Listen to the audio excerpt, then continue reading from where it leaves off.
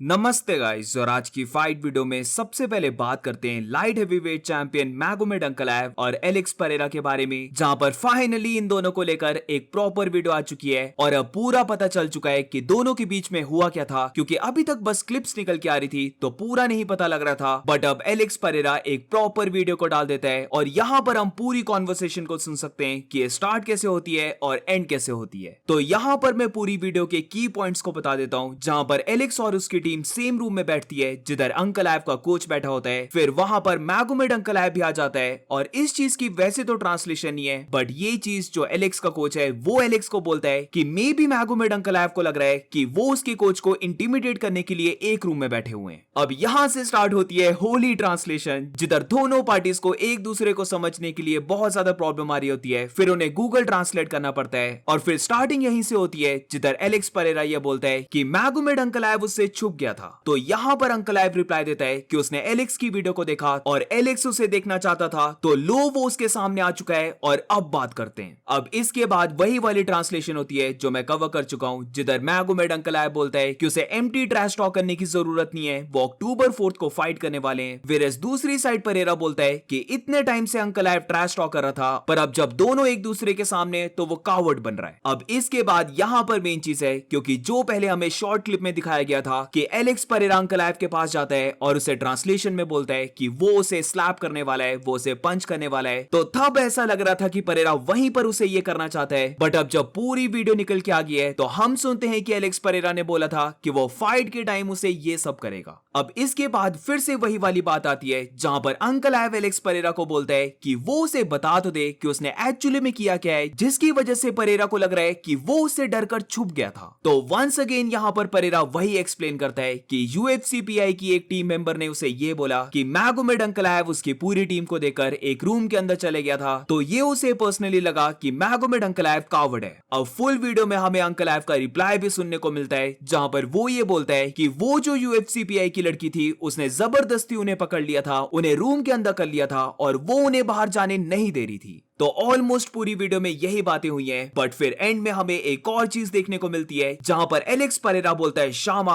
But Magomed Ankalaev उसे point out करते हुए बोलता है नो शामा, और अक्टूबर 4 को वो फाइट करने वाले। तो काफी इंटेंस मामला हो चुका है दोनों के बीच में, और अभी मैं देख रहा हूं कि लोग साइड ले रहे हैं कि एलेक्स ने अंकलाएव को प्रेस कर दिया या फिर मैगोमेड अंकलाएव ने एलेक्स का बहुत अच्छा रिप्लाई दिया। बट मेरी ओपिनियन में दोनों ने ही अपने ग्राउंड को स्टैंड किया है। ऐसा नहीं था कि एक पर्सन बहुत ही कम बोल रहा था या फिर वो प्रेस हो जा रहा था, बल्कि दोनों ने एक दूसरे का रिप्लाई दिया है। और वैसे भी एंड में ये सारा कुछ मैटर नहीं करने वाला है, क्योंकि अगले ही हफ्ते फाइट होने वाली है और वहां पर हमें पता लगने वाला है कि किस फाइटर ने ज्यादा इंप्रूव किया है। अब इसी इंप्रूवमेंट को लेकर एलेक्स परेरा का एक न्यू इंटरव्यू आ चुका है और यहां पर एलेक्स ने बहुत बड़ी स्टेटमेंट को दिया है, जिधर वो कहता है कि अंकलाएव के साथ जो उसने पहली फाइट की थी वहां पर बस वो 40% पोटेंशियल के साथ फाइट किया था। एलेक्स का यहां पर कहना था कि नो डाउट वो अनहैप्पी है कि वो पहली फाइट को हार गया, बट जब वो फाइट को लेकर रिफ्लेक्ट बैक करता है तो वो तो खुद पे सरप्राइज होता है कि कैसे उसने वो पहली फाइट कर भी ली। पहली फाइट में वो जिस कंडीशंस में था, यानी कि जितनी वो इंजरी से डील कर रहा था, उसे तो ये भी नहीं पता कि उसने कैसे फाइट कर ली। और वहां पर जैसे उसने कहा कि वो बस अपने 40% पोटेंशियल के साथ फाइट कर रहा था। अब इसके बाद परेरा का ये कहना था कि उसे रीमैच में 100% होने की भी जरूरत नहीं है, बल्कि अगर वो बस 10% भी ज्यादा हो जाता है, यानी कि वो 40 से 50% पोटेंशियल के साथ भी इस रीमैच में फाइट कर लेता है, तो वो बीट कर देगा। ये जो एक्स्ट्रा 10% होगा ये बहुत ज्यादा डिफरेंस बनाने वाला है और वो रीमैच में गारंटी देता है कि वो सारे डाउट्स को क्लियर करने वाला है। तो बेसिकली यहां पर परेरा कह रहा है कि अगर वो रीमैच में ऑन पॉइंट भी नहीं आता है, बस वो अपनी लास्ट फाइट के कंपैरिजन में थोड़ा सा भी बेटर आ जाता है, तो वो मैगोमेड अंकलाएव को बीट कर देगा। आई थिंक सो यहां पर परेरा को मोर देन 10% बेटर होके आना पड़ेगा, क्योंकि ऐसा तो है नहीं कि मैगोमेड अंकलाएव ने कुछ इंप्रूवमेंट ही नहीं की होगी, क्योंकि पहली फाइट के बाद वो भी और ज्यादा बेटर आने वाला है, वो और ज्यादा अपनी ग्रैपलिंग को बेटर करने वाला है, वो और ज्यादा अपने काउंटर पंचेस को बेटर करने वाला है, क्योंकि इस रीमैच में मान के चलो ये सबको पता है कि एलेक्स परेरा इस बार ज्यादा एग्रेसिव होगा। और और moving on to the next update, तो अब बात करते हैं welterweight champion Jack Della Maddalena के बारे में, जहां पर UFC fight night press conference के बाद जैक डेला मेडेलेना और रॉबर्ट विटेकर का Q&A होता है। और यहां पर अगर मैं जेडीएम की बात करूं तो वो यहां पर क्रेग जोन्स की बात करता है कि कैसे क्रेग जोन्स का उसके कॉर्नर पे होना उसे हेल्प कर रहा है। तो यहां पर जेडीएम कहता है कि क्रेग जोन्स उसके साथ पास 2 ट्रेनिंग कैंप से है और रियली क्रेग जोन्स ने उसकी ग्रैपलिंग को बहुत ज्यादा इंप्रूव किया है, उसके ग्राउंड गेम को बहुत ज्यादा इंप्रूव किया है। अब अनफॉर्चुनेटली अभी तक क्रेग जोन्स का गेम प्लान वर्क नहीं किया है, यानी कि अलेक्जेंडर वोल्कानोव्स्की और इस्लाम महाचेव की फाइट, क्योंकि इस्लाम महाचेव वहां पर विन किया था। बट इसके साथ जेडीएम बोलता है कि इस बार जब वो इस्लाम के साथ फाइट करेगा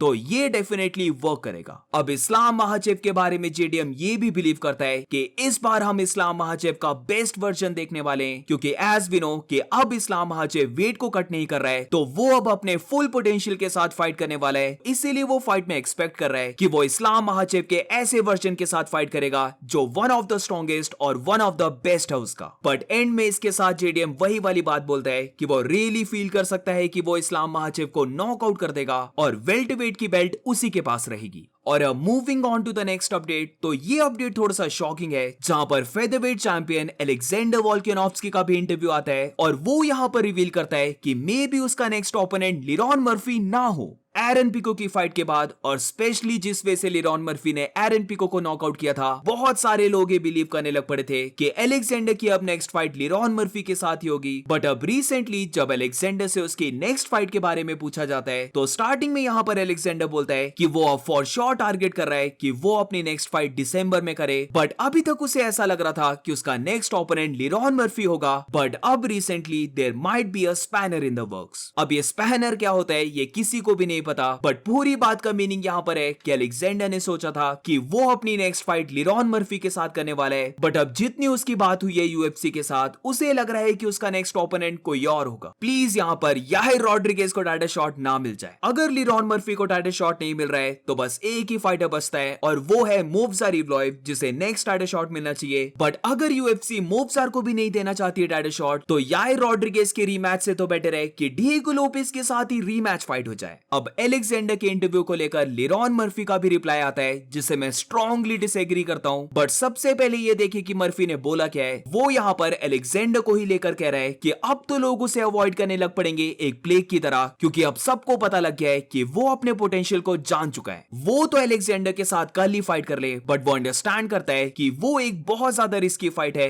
इंप्लाइंग कि अलेक्जेंडर उसे अवॉइड कर रहा है। तो डेफिनेटली डिसएग्री विद दिस, क्योंकि ट्रस्ट मी अलेक्जेंडर यहां पर किसी के साथ भी फाइट कर लेगा। आई मीन वो 155 जाकर इस्लाम के साथ फाइट कर गया था, तो वो 145 फाइटर्स के अगेंस्ट क्यों डरेगा। ऑलरेडी अलेक्जेंडर बोल चुका है कि उसके हाथों में कुछ भी नहीं है, सारे डिसीजंस यहां पर यूएफसी लेगी। बट अगर उसकी चॉइस होगी कि वो किसके साथ फाइट करना चाहता है, तो उसे लिरॉन मर्फी दे दो, मोवजार इवलोव दे दो, डिएगो लोपेस दे दो, एल्जमिन स्टर्लिंग दे दो, इवन उसे याहिर रॉड्रिगेज भी दे दो, वो अपनी नेक्स्ट फाइट किसी के साथ भी कर लेगा। But end of the day decide यहां पर यूएफसी को करना है। और moving on to the next update, तो अब बात करते हैं light heavyweight fighter Jiri Prochazka के बारे में, जहां पर एज वी नो कि अगले हफ्ते यिरी प्रोहास्का की भी फाइट होने वाली है खलील राउंट्री के साथ। बट इससे पहले मैं यहां पर बताना चाहता हूं कि यिरी प्रोहास्का ग्रेजुएट कर गया है, उसने अपने कॉलेज को पूरा कर लिया है, उसने एग्जाम को पास कर लिया है, तो अपनी वीडियो में वो ये भी शो करता है। बट अब इसके बाद मेन टॉपिक पर आते हैं, जहां पर यिरी प्रोहास्का बोलता है कि वो एक्चुअली यहां पर 2 फाइटर्स के लिए प्रिपेयर कर रहा है, जिसमें पहला तो है खलील राउंट्री और सेकंड है light heavyweight champion Magomed Ankalaev. Basically यहां पर यिरी प्रोहास्का बोल रहा है कि अगर by chance Alex Pereira fight से ड्रॉप आउट हो जाता है, तो फिर वो मैगोमेड अंकलाएव के साथ फाइट करेगा for the light heavyweight title, यानी कि लेट रिप्लेसमेंट करेगा। वेरेस अगर ये सेम चीज मैगोमेड अंकलाएव के साथ हो जाती है, जहां पर अंकलाएव अगर ड्रॉप आउट कर जाता है, तो फिर वो श्योर नहीं है कि वो एलेक्स परेरा के साथ फाइट कर पाएगा। तो इसीलिए वैसे तो उसकी फाइट खलील राउंट्री के साथ है, बट इस ट्रेनिंग कैंप में उसने एक्चुअली 2 फाइटर्स के लिए प्रिपेयर किया है। हम main event fight Magomed Ankalaev और एलेक्स परेरा की तो काफी बात कर रहे हैं, बट ऐसे भी होने के बहुत ज्यादा चांसेस हैं जहां पर यिरी प्रोहास्का और खलील राउंट्री की फाइट आउटशाइन कर दे मेन इवेंट फाइट को। And that's it for today guys. आज की फाइट वीडियो में बस इतना ही। अगर तुम्हें वीडियो अच्छी लगी हो तो please make sure to like subscribe. मिलते हैं नेक्स्ट वीडियो में।